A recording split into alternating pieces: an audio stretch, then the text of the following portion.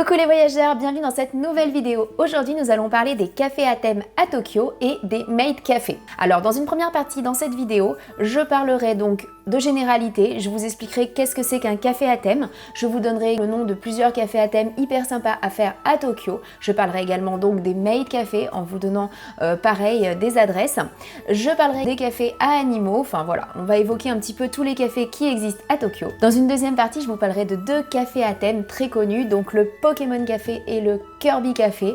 Je vous expliquerai comment réserver vos places, comment être sûr de pouvoir vous y rendre et je vous parlerai un petit peu d'à quoi s'attendre une fois sur place. Voilà, c'est parti, je lance la vidéo.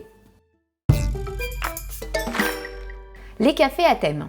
Alors si vous partez en voyage au Japon et que vous allez à Tokyo, vous allez voir qu'il existe une multitude de cafés à thème. Certains sont permanents, d'autres sont temporaires. Donc si vous êtes fan de manga ou d'un manga précis, il y a de fortes chances qu'il existe un café à thème quelque part dans Tokyo sur ce manga. Donc n'hésitez pas à aller voir. Alors qu'est-ce que c'est qu'un café à thème? Eh bien, un café à thème, c'est un café où à l'intérieur, tout va être décoré sur ce thème. Si vous prenez un café à thème sur Pokémon, vous verrez un intérieur entièrement décoré Pokémon, vous aurez certainement des plats également tout mignons sur ce thème. Très souvent on peut ou manger ou prendre un dessert, on peut pas rester sur place internament vitam, mais bon ça on le verra un peu plus tard dans la vidéo. La plupart du temps, dans ces cafés à thème, il faut réserver longtemps à l'avance. N'y allez pas directement sur place, sinon vous risquez de faire une très grande queue, vous n'avez pas de place assurée, donc c'est pas très pratique. Il vaut mieux vraiment s'organiser au préalable. Pour ce qui est des réservations, je vous en parlerai un petit peu plus loin dans la vidéo. Je vais vous faire une petite liste rapide des cafés à thème les plus connus à Tokyo. Donc vous avez le Pokémon Café, vous avez également le Kirby Café, donc pareil ce sera un thème que j'évoquerai un peu plus loin dans ma vidéo. Pour ceux qui sont fans d'Harry Potter, il faut savoir que récemment a ouvert à Tokyo un café sur le thème d'Harry Potter. J'y suis pas allée, mais de ce que j'ai lu sur internet, dès votre arrivée, vous serez répartis dans les différentes maisons Poudlard comme des apprentis sorciers. Les cocktails seront inspirés de sorts, en tout cas sur les photos ça a l'air vraiment génial. Vous avez également le Ninja Tokyo, donc là pour le coup c'est un café, alors quand je dis café c'est café-restaurant, hein. Souvent on y mange dedans, je sais pas si je l'ai bien précisé dans la vidéo, mais c'est plutôt une sorte de restaurant. Donc dans le Ninja Tokyo, vous aurez des serveurs déguisés en ninja, vous aurez des plats avec des shurikens et des kunai et je ne sais quoi, donc c'est pareil, ça a l'air top. Donc vous avez également un café qui existe sur le thème d'Alice au pays des merveilles, ça s'appelle le Alice Fantasy Book. Donc dans les plus connus, vous avez celui sur Final Fantasy qui s'appelle Final Fantasy Eorzea Café. Je sais pas si ça se prononce bien comme ça. Et puis si vous êtes fan de Square Enix d'ailleurs, il y en a un autre qui est pas très loin, toujours dans le quartier d'Akihabara, où là pour le coup, pas forcément, enfin vous pouvez réserver et être assis, mais vous avez le café Square Enix où en fait ils font des plats à emporter. Moi j'y suis allée, donc je trouvais ça assez rigolo. Pas forcément besoin de réserver pour le coup, vous pourrez quand même profiter un petit peu de ce café. Alors à une époque, je vous aurais conseillé le Gundam Café, il a fermé pendant le Covid comme énormément d'autres cafés à thème. Que s'il y a vraiment un café que vous cherchez sur internet et qui vous inspire beaucoup, vérifiez quand même bien qu'il existe encore. Énormément de cafés ont fermé. Voilà, donc pour ce qui est des cafés à thème, je vous ai cité les gros et les plus connus. Je vais évoquer maintenant les maid cafés. Les maid cafés. Alors les maid cafés, qu'est-ce que c'est? Alors c'est un concept un petit peu original qui existe donc au Japon, surtout dans le quartier d'Akihabara à Tokyo. Alors c'est particulier, hein, je préfère quand même prévenir. En gros, ce sont des jeunes filles, des actrices, parce que c'est des serveuses, mais c'est aussi, on va dire, des actrices, parce qu'elles jouent vraiment un rôle, qui sont déguisées en souvrettes, donc ils sont là pour vous servir, qui vous appellent maître ou maîtresse quand vous arrivez.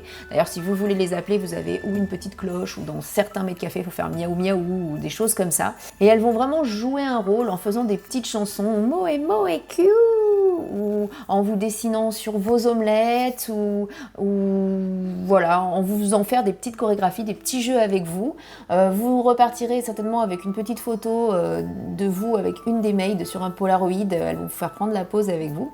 Donc voilà, c'est particulier, c'est une autre culture. Moi j'y suis allée, j'ai passé un bon moment. Après voilà, ça reste quand même très particulier. Là-bas, il faut savoir que vous pouvez ou manger un dessert ou alors vous pourrez pourrez manger un plat entier. Souvent, donc, ce sont des omelettes qu'elle décore. Il faut savoir aussi qu'on ne peut pas rester éternellement là-bas, hein, c'est-à-dire que c'est limité. Si vous prenez qu'un dessert, ça va être que 30 minutes, ça peut durer jusqu'à 1 heure, mais en tout cas, ça va pas être, ça va être quand même limité dans le temps. À savoir aussi important que la plupart des maid cafés sont interdits aux moins de 18 ans et ça se comprend parce que c'est quand même un esprit un petit peu particulier. Alors pour ce qui est des réservations pour les maid cafés, moi j'y suis allée sans réserver, j'ai attendu 1 heure devant. Donc voilà, j'ai vu que certains pouvaient être réservés, etc. Donc là pour le coup, j'avoue, je n'ai pas creusé plus.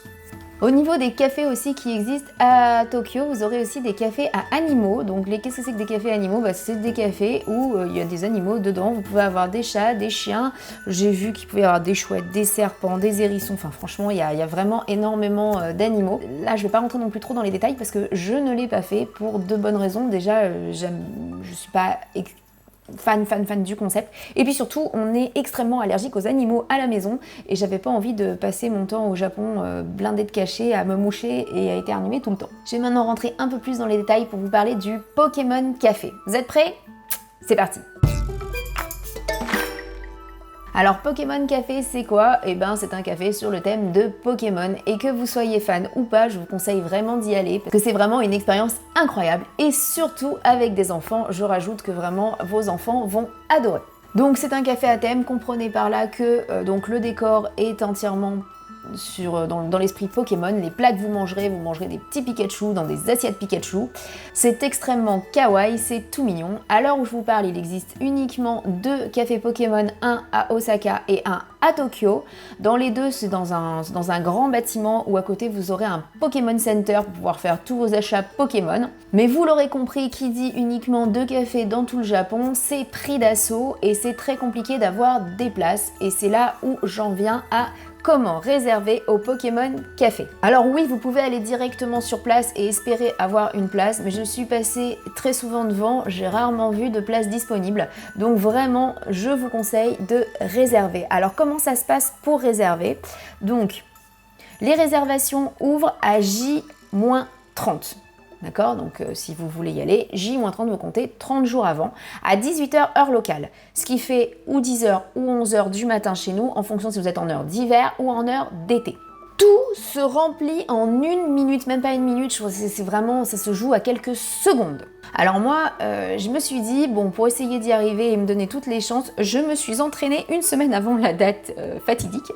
Et puis j'ai essayé des tas de méthodes pour ne pas être pris au dépourvu le jour J. Et j'ai réussi à trouver une méthode qui fait que ça marchait, je vais pas dire à 100% du temps, mais en tout cas, ça marchait pratiquement à 100% du temps. Donc je vous invite à le faire.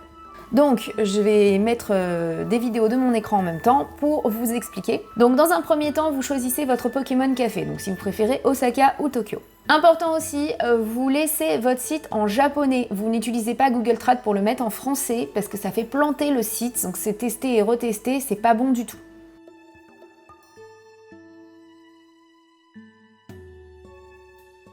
Vous rentrez donc en haut, ici on va vous demander le nombre de personnes et une fois sur cette page, vous choisissez la journée que vous souhaitez réserver. Pour le moment, vous appuyez pas sur cette journée. Vous regardez juste où est-ce qu'elle est, voilà, vous voyez le petit bouton. Il est là, normalement la réservation n'est pas encore ouverte à cet endroit-là, vous laissez comme ça. Et cette page-là, cette fameuse page sur laquelle vous êtes, vous l'ouvrez plusieurs fois sur votre ordinateur. Voilà. L'idéal aussi, bien sûr, c'est d'être plusieurs et d'avoir plusieurs ordinateurs pour reproduire le même schéma. En bas de votre écran, vous surveillez bien l'heure. À la seconde où l'heure change, où ça passe en 00, vous cliquez, vous, et puis si vous avez d'autres ordi et d'autres personnes, vous cliquez.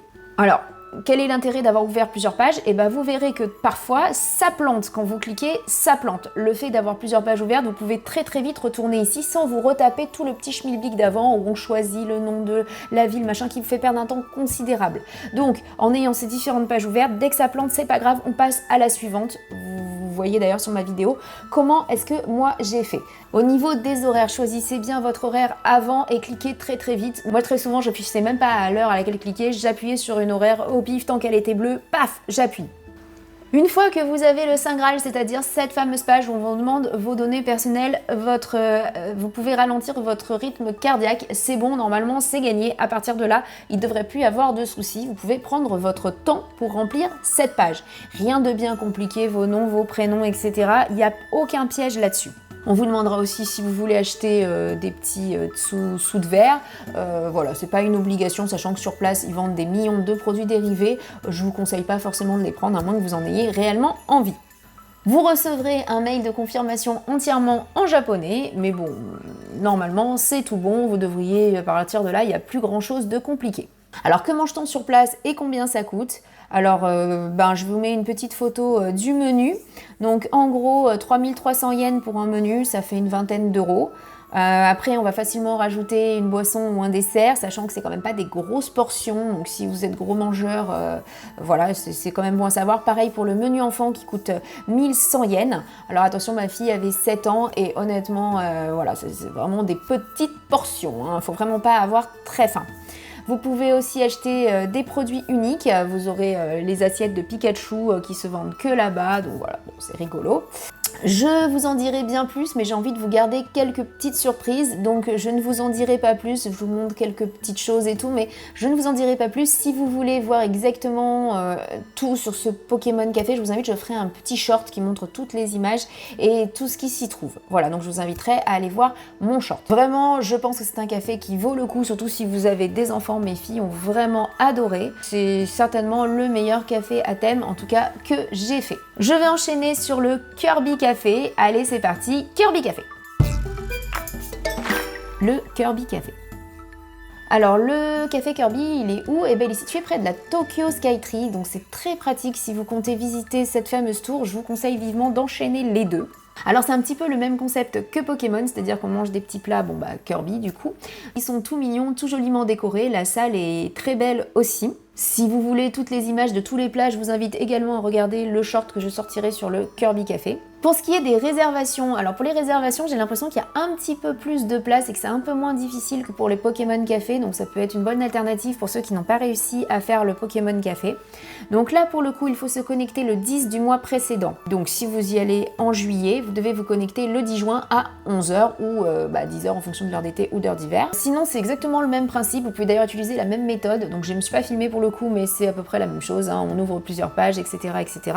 Là où par contre, il y a un énorme changement qui est très important, c'est quand vous devez remplir la fameuse page de données personnelles. Donc vous avez 10 minutes pour la remplir et c'est là où ça se complique parce que moi, la première fois que je l'ai fait, je voulais y aller au début en juin, au final j'y suis allée en juillet parce que j'ai pas réussi à la remplir. Donc je vais vous expliquer comment la remplir. Donc très important, d'abord vous devez mettre votre nom et votre prénom en kanji. Kanji, ce sont les petits symboles japonais. Donc vous allez sur Google Trad, vous traduisez, vous les mettez en kanji. Donc ça c'est pour le premier nom et prénom.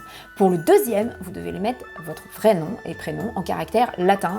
Donc voilà, donc en caractère classique.